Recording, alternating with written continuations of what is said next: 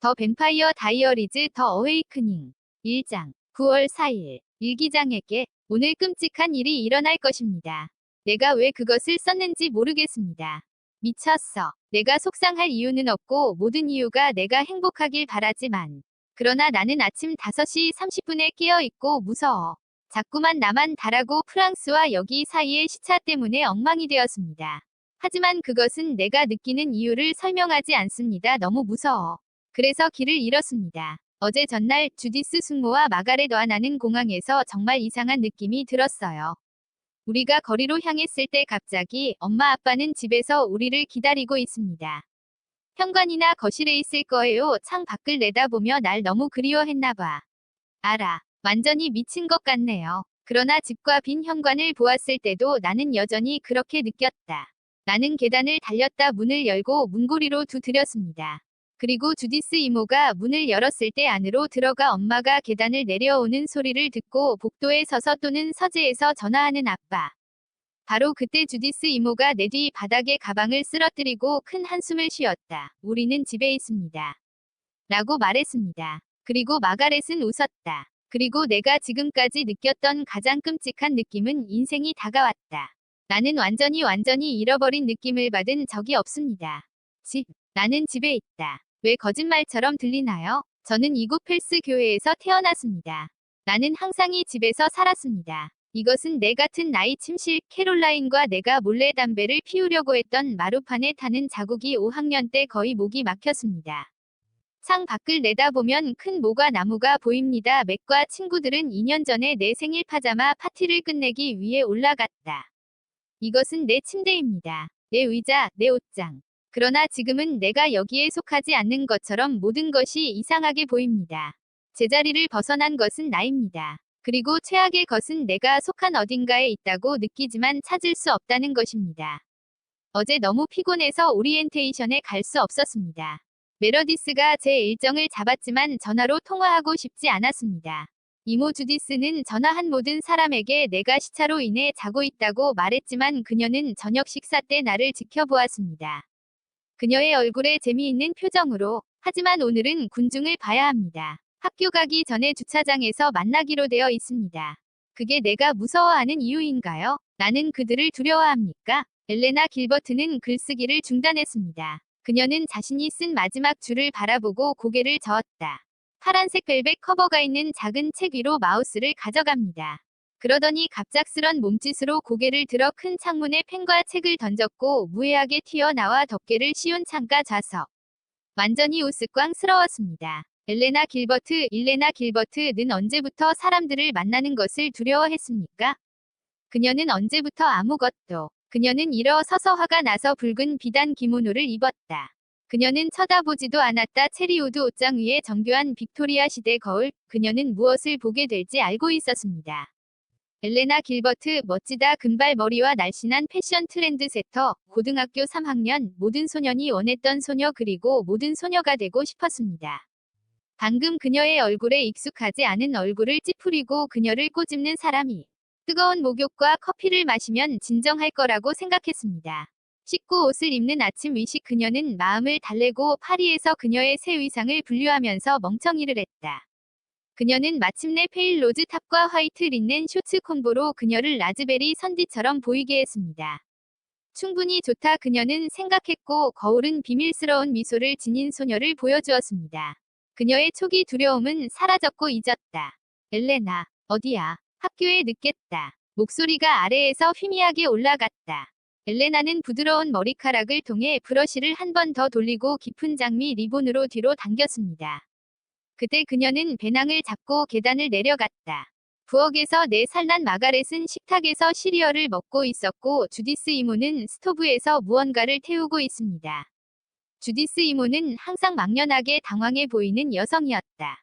그녀는 가늘고 온화한 얼굴과 가볍고 날아다니는 머리카락이 어수선하게 밀려났습니다. 엘레나는 뺨에 팩을 떨어뜨렸습니다. 안녕하세요, 여러분. 아침 식사 시간이 없어서 죄송합니다. 하지만 엘레나, 먹지 않고는 그냥 나갈 수 없어. 단백질이 필요해. 학교 전에 도넛을 사오겠습니다. 엘레나가 활기차게 말했다. 그녀는 마가렛의 겨닌 머리에 키스를 했고 이동했습니다. 하지만 엘레나, 방과 후에 보니 나 메러디스와 함께 집에 갈 테니 저녁을 기다리지 마세요. 안녕, 엘레나. 엘레나는 이미 정문에 있었습니다. 그녀는 그것을 닫고 주디스 이모의 먼 시위를 차단했습니다. 현관으로 나왔습니다. 그리고 멈췄다. 아침의 모든 나쁜 감정이 다시 그녀를 덮쳤다. 불안, 두려움, 그리고 확실성 끔찍한 일이 일어나려고 했습니다. 메이플 스트리트는 버려졌습니다. 빅토리아 시대의 높은 집들은 마치 모두가 버려진 영화 세트장의 집처럼 내부가 비어 있습니다. 사람이 없는 것처럼 보였고 하지만 이상한 보는 것들로 가득 차 있습니다. 그거였다. 뭔가 그녀를 보고 있었다. 머리 위의 하늘은 파란색이 아니라 유백색이었고 불투명했습니다. 거대한 그릇이 거꾸로 뒤집혔습니다. 공기는 숨이 막히고 엘레나는 그녀를 바라보고 있다고 확신했습니다. 그녀는 집 앞에 있는 모과 나무 가지에서 어두운 것을 발견했습니다. 까마귀였는데 주위에 노란 잎사귀처럼 가만히 앉아 있었다. 그리고 그것은 그녀를 지켜보는 일이었습니다. 그녀는 이것이 어리석은 일이라고 스스로에게 말하려 했지만 어떻게든 그녀가 가진 가장 큰 까마귀였습니다. 검은 깃털의 무지개가 빛나며 통통하고 매끄럽습니다. 그녀는 그것의 모든 세부 사항을 볼 수 있었습니다. 욕심 많은 검은 발톱, 날카로운 부리, 반짝이는 검은 눈 하나. 너무 움직이지 않아서 그곳에 앉아있는 새의 밀랍 모형이었을 것입니다. 하지만 그녀가 그것을 쳐다보면서 엘레나는 천천히 몸이 붉어지는 것을 느꼈고 열이 그녀의 목과 뺨에서 파도를 타고 올라왔다. 왜냐하면 그녀가 수영복이나 얇은 블라우스를 입었을 때 소년들이 그녀를 바라보는 방식을 보았습니다. 마치 눈으로 그녀의 옷을 벗고 그녀가 무엇을 하고 있는지 깨닫기 전에 그녀는 배낭을 떨어뜨리고 돌을 집어들었습니다. 사도여, 여기서 나가. 라고 그녀는 말했다. 그리고 자신의 목소리로 떨리는 분노를 들었다. 계속해. 도주. 마지막 말로 그녀는 돌을 던졌습니다. 잎사귀가 폭발했지만 까마귀는 무사히 솟아올랐다. 그 날개는 거대했고 까마귀 무리 전체에 충분한 라켓을 만들었습니다. 엘레나는 몸을 웅크렸고 곧바로 펄럭이며 갑자기 당황했습니다. 그녀의 머리 위로 날개의 바람이 그녀의 금발 머리를 휘젓고 있었다. 그러나 그것은 종이처럼 하얀 하늘을 배경으로 검은 실루엣으로 다시 솟아올랐다. 그런 다음 하나 가혹한 삐걱거리는 소리, 그것은 숲을 향해 바퀴를 달렸다. 엘레나는 천천히 몸을 똑바로 펴고는 자의식을 갖고 주위를 둘러보았다. 그녀는 자신이 가진 것을 믿을 수 없었습니다. 방금 완료되었습니다. 그러나 이제 새가 사라졌고 하늘은 다시 평범한 느낌이 들었습니다. 약간의 바람이 나뭇잎을 만들었다. 설레고 엘레나는 심호흡을 했다. 길을 따라 문이 열리고 여러 아이들이 쏟아졌습니다. 웃음. 그녀는 그들에게 미소를 지으며 다시 숨을 쉬며 햇빛처럼 그녀를 휩쓸었다. 그녀는 어떻게 너무 어리석었어. 이 날은 약속으로 가득 찬 아름다운 날이었고 나쁜 일은 일어나지 않을 것입니다. 그녀가 학교에 늦게 도착할 것이라는 점을 제외하면 나쁜 일은 일어나지 않을 것입니다. 전체 군중이 주차장에서 그녀를 기다리고 있을 것입니다. 당신은 항상 당신이 피핑톰에게 돌을 던지기 위해 멈춘 모든 사람들에게 말할 수 있다고 그녀는 생각했고 거의 킥킥 웃었다. 이제 그들에게 생각할 무언가를 줄 것입니다. 모가 나무를 뒤로 쳐다보지 않고 그녀는 가능한 한 발리 아래로 걷기 시작했습니다. 거리. 까마귀가 거대한 참나무 꼭대기를 뚫고 들어갔고 스테판의 머리는 반사적으로 튀어나왔습니다. 그가 할 때의 새일 뿐이라는 걸 보고 그는 편안했습니다. 그의 눈은 그의 손에 있는 칙칙한 흰색 형태로 떨어졌고 그는 후회의 얼굴이 뒤틀리는 것을 느꼈다. 그는 의미하지 않았다. 죽이기 위해 그가 얼마나 배고픈지 알았다면 토끼보다 더 큰 것을 사냥했을 것입니다. 그러나 물론 그게 그를 겁먹게 만든 바로 그것입니다. 배고픔이 얼마나 강할지 전혀 모르거나 그가 그것을 만족시키기 위해 무엇을 해야 할지. 이번에는 토끼 한 마리만 죽인 게 운이 좋았어요. 그는 고대 떡갈 나무 아래에 서서 그의 곱슬머리에 햇빛이 스며들었다.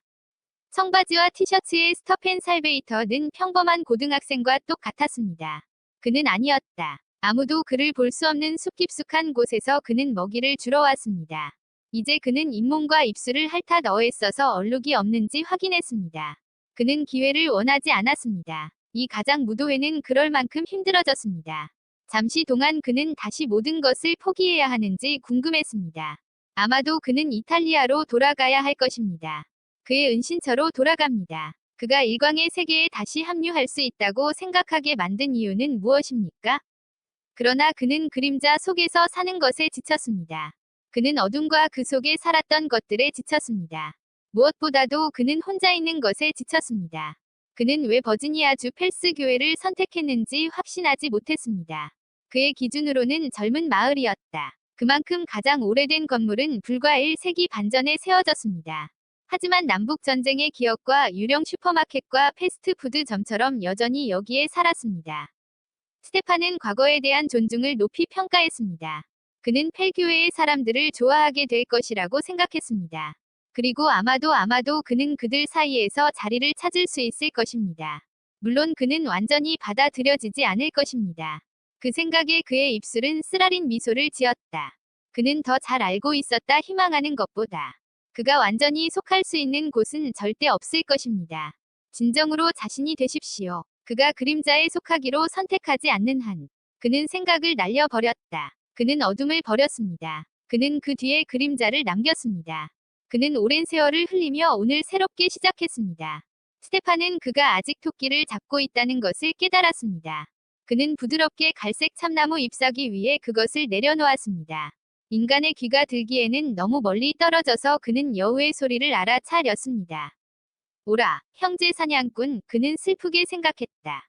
아침 식사가 기다리고 있습니다. 그는 어깨에 재킷을 걸치자 일찍 그를 방해했던 까마귀를 발견했다. 여전히 떡갈나무에 앉아 그를 지켜보는 것 같았다. 그것에 대해 잘못된 점이 있었습니다. 그는 새를 조사하기 위해 그것에 대해 탐사 생각을 보내기 시작했고, 자신을 멈추었습니다. 생각해내다 당신의 약속이라고 그는 생각했습니다. 절대적으로 필요한 경우가 아니면 권한을 사용하지 않습니다. 없는 한 달은 선택이 없습니다. 죽은 나뭇잎과 마른 나뭇가지 사이를 거의 조용히 움직이면서 그는 그의 차는 거기에 주차되어 있었습니다. 한 번 뒤를 돌아보니 까마귀가 나뭇가지를 떠난 것을 보았습니다. 토끼에게 떨어졌습니다. 절뚝거리는 하얀 몸에 날개를 펴는 모습에 뭔가 사악한 무언가가 있었습니다. 그리고 승리. 스테판의 목이 조여졌고 그는 거의 뒤로 물러나 새를 쫓아갔다. 그래도 여우처럼 먹을 권리가 있다고 그는 스스로에게 말했습니다. 그가 한 만큼 옳습니다. 새를 다시 만난다면 마음을 들여다보겠다고 결심했다. 바로 지금 그는 그것을 보고 숲턱 세트를 통해 서둘러. 그는 로버트 리 에늦게 도착하고 싶지 않았습니다. 고등학교